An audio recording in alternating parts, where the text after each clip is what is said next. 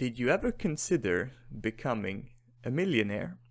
Did you ever wonder about how the average millionaire becomes a millionaire?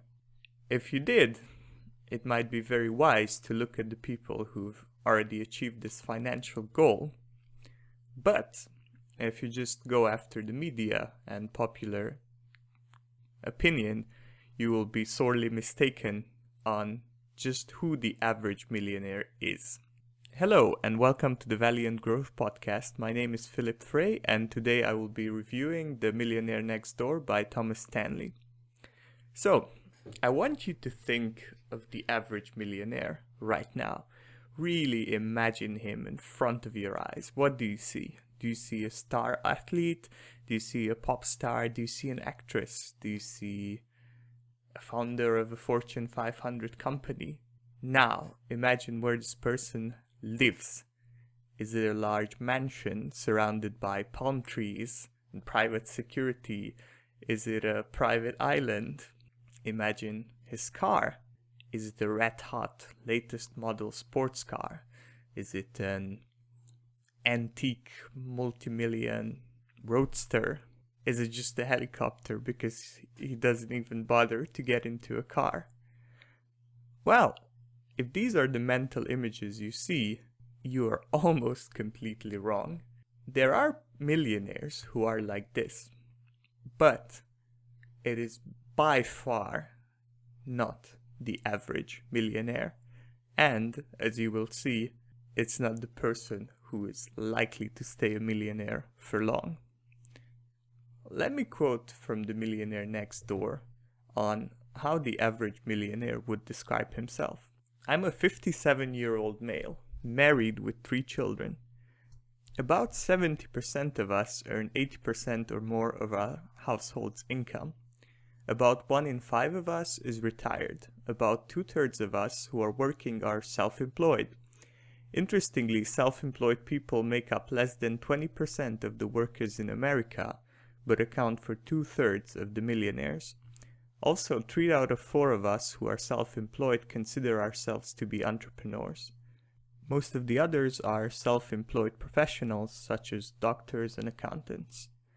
Many of the types of the businesses we are in could be classified as dull normal. We are welding contractors, auctioneers, rice farmers, owners of mobile home parks, pest controllers, coin and stamp dealers, and paving contractors. About half of our wives don't work outside the home. The number 1 occupation for those wives who do work is teacher. Our household's total annualized realized taxable income is $131,000. That's the median. While our average income is $247,000. Note that those of us who have incomes in the 500,000 to million category, 8%, and the 1 million category or more, 5%, skew the average upward. We have an average household net worth of 3.7 million, and let me highlight this is my personal note, on an income of 247,000. Of course, some of our cohorts have accumulated much more. Nearly 6% have a net worth of over 10 million. Again, these people skew our average upward. The typical median millionaire household has a net worth of $1.6 million. On average, our total annual realized income is less than 7% of our wealth. In other words, we live on less than 7% of our wealth. So not so much of the carpe diem attitude is going on here that the media and the general portrayal of millionaires would have you believe. No. Let me continue with the quote. Most of us, 97%, are homeowners. We live in homes currently valued at an average of $320,000. Not so much with the mansions. About half of us have occupied the same home for more than 20 years. Thus, we have enjoyed significant increases in the value of our homes. Well, it's an older book. Most of us have never felt disadvantaged because we did not receive any inheritance. About 80% of us are first-generation affluent. We live well below our means. We wear inexpensive suits and drive American-made cars. Only a minority of us drive the current model year automobile. Only a minority ever lease our motor vehicles. Most of our wives are planners and meticulous budgeters. In fact, only 18% of us disagreed with the statement, "Charity begins at home." Most of us will tell you that our wives are a lot more conservative with money than we are. I'm a tightwad. It's one of the main reasons I completed a long questionnaire for a crispy $1 bill. Why else would I spend 2 or 3 hours being personally interviewed by these authors? They paid me $100, $200, $250. Oh, they made me another offer, to donate in my name the money I earned for my interview to my favorite charity. But I told them, I am my favorite charity. So this is basically in the first chapter of the book. And what a powerful beginning, right? He totally demolishes this usual picture of the millionaire. The way he obtained this data is that, he also describes this in the book, he basically did a lot of marketing studies where they were learning about how to market to rich people, and he himself goes through this shock and through this discovery where he describes this first time that they tried to interview rich people, and I'm gonna really paraphrase here and I might miss a few details, but the essence of the story is that they prepare this nice place and they get all this fancy food and everything's as you'd expect to serve millionaires. And then these people show up and the cars are old and they're cheap and they're not dressed how you'd expect them to dress, and they feel really uncomfortable around the caviar and they barely eat anything and they're just generally very stiff. Turns out they're not the people you were expecting, and he describes how they had to change all of their strategies as far as interviewing these people and keeping them comfortable when they realized that these guys are small business owners, these guys are frugal, and so on and so on, and they had to change everything. So that's an interesting story. And after the first chapter, he basically goes into what actually decades of research that he conducted has shown him about millionaires. He goes into their consumption habits, how, as was in the quote as well, how they drive relatively cheap cars, that they're not so cheap as to denote poverty usually, but they're also not as expensive or as flashy as to openly advertise it. They have usually a cheap watch or not so expensive watch. They have a medium priced house that's not so extravagant. He goes into amazing detail.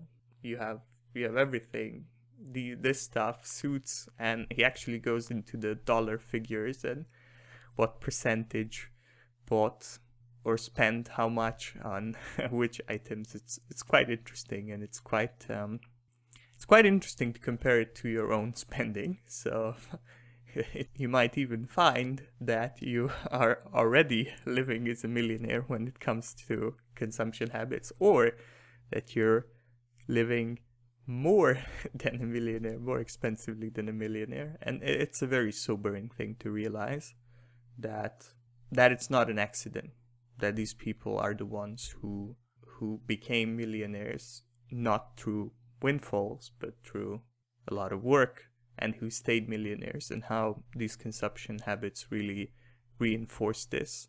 And just overall, he also goes into the frugality mindset and how they approach questions of spending money. Another thing he goes into is the marriage partners that they choose and the parenting styles that they adopt. And it's very interesting to think about this challenge of, okay, so I have children and I also have a lot of money, and how do I avoid spoiling them? How do I teach them the virtue of hard work when they live in a relative comfort that probably my generation or me or I didn't have? And the very interesting thing is that even though they themselves have become millionaires through usually owning small businesses and in professions that are not particularly high status, they wish their children to be lawyers, doctors, accountants instead of what they did. And the funny thing is, lawyers, doctors, and to some extent accountants are often worse at managing their money than actually these guys are, and these professions are more flashy. It's harder to be a lawyer and not display your wealth, or an accountant and not display your wealth, especially if you're a financial advisor. But still, that is what they look for in their children, and it's interesting. It's interesting to consider what their motivation might be. Are they trying to get some prestige by proxy? Do they regret their choices? It's interesting. And he also addresses the difference between sons and daughters, and how daughters are more likely to receive aid, and how they manage this dynamic. And then he goes into a detailed look. There's actually a table at the end of the book where you have all the professions that are dominant in millionaires. And well, as you could see from the quote, and especially if you look at this table, it's full of things you would not expect. Like, it's 20% things that, okay, it makes sense, right? Accountant, lawyer, actress, whatever. But then the rest is, wow, I didn't know millionaires actually did this. And some of it is just things you might not even have heard of, just really small technical stuff that gets people to the million. And I urge you to read the book for more details on this. And in general, I urge you to read this book. It is a good book. It's not a very difficult one. It's reasonably well written, and a lot of value is in the details that I cannot cover in this podcast. But if I'd had to sum it up, I would say that two things really stood out to me when I read this book.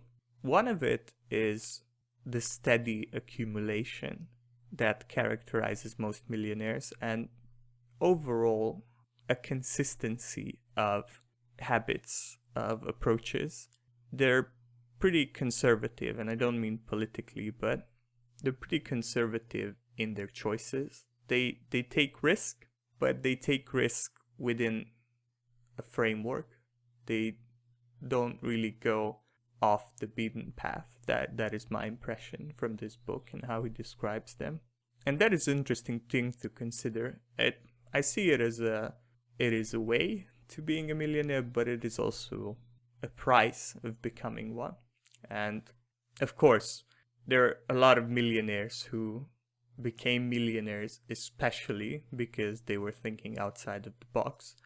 But in your personal life, it might very well be that if you think of something more unusual, doing something that's less explored, you might not be on the way to accumulating millions. For instance, I don't think that this podcast will ever make me a millionaire, and I could have went into professions where that would be a pretty reasonable goal to expect and that I would have the skills for, but I wasn't willing to pay the price for this high level of affluence, but in the process have to abandon what is most important to me. Of course, that might not be the case for you, but it's definitely something to consider. Another interesting idea that stood out for me was the stealth that they took. If you read the book, you will see that these people are not flashy at all. In fact, they're trying to conceal their wealth. They're trying to conceal their wealth from their children, their neighbors, their employees, I guess the robbers in the city. They're very stealthy. They're not boastful. In fact, I would guess the people who are boastful are often the ones who will not keep the money, because that attracts a certain kind of people. Even if we stay within the bounds of the law, there are certain more parasitical aspects of society, and they're looking for the millionaires all the time. And I really appreciate this quality. I appreciate the self-esteem that is shown through this. They're not trying to get their sense of worth from others being really impressed by their wealth. There's a kind of containedness in their approach, in that it is most important that I know that I'm wealthy, and that I know that I have a lot of financial safety, and I'm not a slave to the opinion of others, and I'm not seeking to impress. And in fact, the author says that often the most flashiest people with the foreign luxury cars and all the rest are often completely broke. And he even describes some cases where you have a very high income earner, but his accumulated wealth is really a fraction of what it could be because he is so flashy. And then you have, I think he compares it to someone who has half the income but has significantly more wealth. And it just goes to show that often displays of wealth are deception. And the more aggressively someone is trying to do it, the more likely it is to be deception. And that applies not only to wealth, and I think that is a valuable takeaway from this book, that the more ostentatious someone is in displaying a certain characteristic, the more unlikely he or she is to actually have it.